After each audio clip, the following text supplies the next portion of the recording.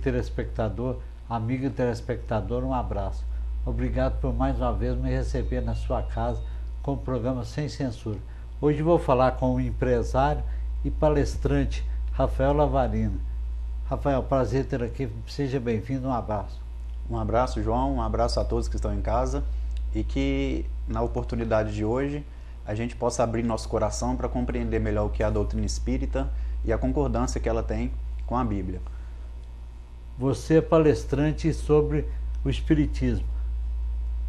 Explica o que na realidade funciona assim. Bom, na verdade, primeiro seria bom a gente definir o que é o Espiritismo, a doutrina espírita kardecista. E a doutrina espírita, para mim, uma das melhores definições que a gente encontra para ela é uma dada por Chico Xavier, muito simples de compreender, que é quando Chico nos fala que o Espiritismo é Jesus de novo no coração do povo. Então, dentro dessas palestras, o que a gente procura fazer é colocar Jesus no coração das pessoas para confortar um pouco e, acima de tudo, esclarecer, porque o esclarecimento consegue minimizar o problema do ser humano. Muita gente tem medo do Espiritismo, confunde com práticas maléficas como candomblé, como outras coisas. Qual a diferença do Espiritismo para essas tantas coisas que o povo mistura? Então, a doutrina espírita kardecista, ela foi codificada por Allan Kardec e o seu marco foi no dia 18 de abril de 1957 com a publicação do Livro dos Espíritos. E a partir de então, a doutrina espírita vem sendo, de fato, confundida com outras denominações religiosas, das quais nós respeitamos, mas a doutrina espírita kardecista, ela vem apenas clarear o que já existe na Bíblia e que a humanidade talvez não compreendeu no tempo certo. Então o Espiritismo tenta resgatar algumas das grandes mensagens que Jesus trouxe para a humanidade. Basicamente, qual a diferença da espírita para macumba? Olha, eu não sei falar exatamente qual seria a diferença, mesmo porque eu não conheço muito as pessoas que têm a prática da macumba. Mas a doutrina espírita é uma doutrina fraterna, onde a gente procura, através dos estudos do Evangelho, das obras de Allan Kardec, das obras de Chico Xavier, compreender um pouco melhor o que é o Evangelho e despertar o nosso coração para a caridade, que é a maior bandeira da doutrina espírita. Fora da caridade não há salvação. Toda reunião do Espiritismo reúne em nome de Jesus. De Jesus. Jesus é a referência maior. E a gente tem um pouco de preconceito ainda, inclusive por uma ou duas passagens bíblicas que proíbem o espiritismo, que proíbem a mediunidade e que de fato elas existem em algumas bíblias, mas que a gente tem que ter um bom senso em analisá-las. Qual o paralelo que existe entre o espiritismo e a Bíblia?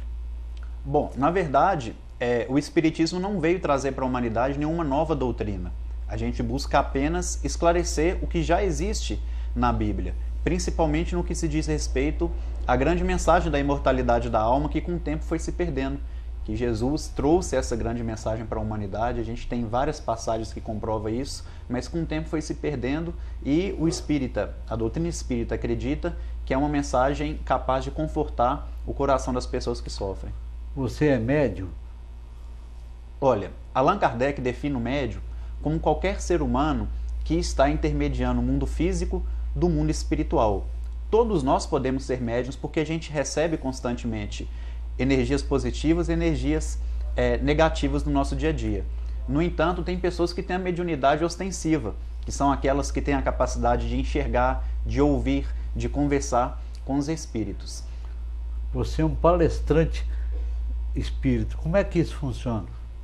Bom, o primeiro ponto é que a pessoa que faz o uso da palavra dentro da doutrina espírita, ela não é remunerada, a gente faz de coração, a gente ainda é muito imperfeito, mas nós buscamos, através do pouco que a gente conhece do Evangelho de Jesus, levar um pouco de conforto e esperança para o coração das pessoas que passam por mais dificuldade, e a gente acaba sendo convidado para ir dentro das casas espíritas, não só de Sete Lagoas, mas também da região, do estado de Minas Gerais e até fora do estado, para buscar levar um pouco do nosso conhecimento e assim confortar os corações das pessoas. Você é ligado a um grupo que é pioneiro em Sete Lagoas em explicar o Espiritismo.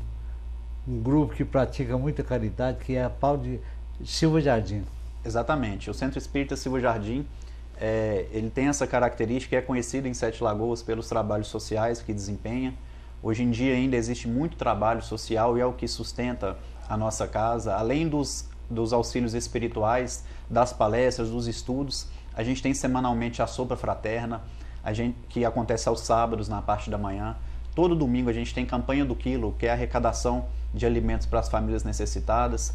Toda primeira terça-feira do mês a gente tem distribuição de macarrão. Todo último sábado do mês a gente distribui cesta básica para as famílias cadastradas, a gente tem visita nos lares dessas famílias. Então a gente busca levar o auxílio não só material, mas também espiritual para cada uma dessas pessoas. O Rafael, nesse momento a televisão mostra uma novela que trata do espiritismo, operações mediúnicas e tal. O Silvio Jardim aqui, a pessoa que visita lá, o que é feito lá? Bom, a pessoa que vai a primeira vez na casa, a gente orienta para que ela passe no atendimento fraterno, que nada mais é do que uma conversa com uma pessoa que não está incorporada e não tem nenhuma manifestação mediúnica, para a partir da demanda da pessoa, que cada um vai apresentar um problema, a gente poder encaminhar de uma maneira mais específica. E aí a gente vai oferecer trabalhos de palestra, reuniões de estudo, e a partir disso ela vai sendo esclarecida, tratamento espiritual através de passe, cirurgia espiritual sem corte, e aí as pessoas que procuram esse tipo de atendimento, elas acabam conseguindo, na maioria das vezes, se restabelecer desde que a pessoa mude, porque o Silvio Jardim não faz milagre. Se a pessoa não modificar o comportamento e não mudar as atitudes dela, fica realmente complicado a gente melhorar. Qual idade que as pessoas podem começar a frequentar, por exemplo, o Silvio Jardim? Não tem idade específica. Inclusive, a gente tem evangelização para as crianças, é um trabalho muito bonito, e a gente sabe que a gente preocupando com a educação religiosa e moral da criança, a gente vai ter um futuro melhor. Nós temos evangelização para os jovens, nós temos evangelização para os adultos, então as pessoas de todas as idades que procurar o Silvio Jardim vai ter um trabalho para eles. E temos até o Clube de Mães, que é um trabalho do enxoval para as mães que não têm condição financeira de bancar aquela criança que vai nascer, e a gente tem as senhoras da terceira idade que faz esse tipo de trabalho. Você me permite um minutinho, eu vou para um break de comerciais. Eu volto já, telespectador.